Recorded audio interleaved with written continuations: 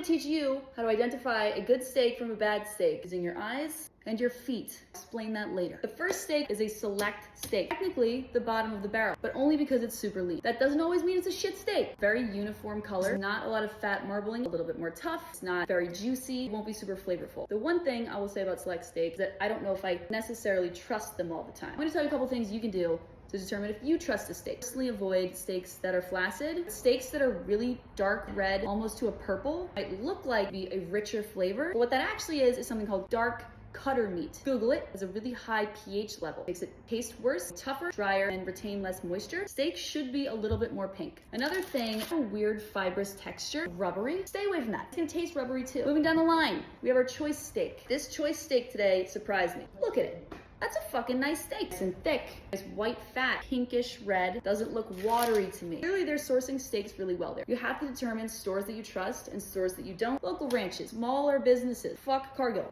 Did anybody hear that? Our prime steak. This is where I'm in my fucking prime. This is a nice steak. Prime steak is the best tasting steak. Most tender, really nice marbling, the most juicy. That is because it has the most fat. Dry aged steaks will have kind of moldy looking stuff on the outside. By the time you eat it, you cut that off. It can be dark brown, it can have a dark purple. Don't be afraid of it. Also, smell different. It will smell funky. It goes against everything we've ever learned about meat. This is an unusual scenario. And I told you I'd tell you where you're gonna use your feet. You walk into a butcher shop, it looks dirty. It stinks. Leave. If you walk into a grocery store, it's dusty, it's dirty, it's leave.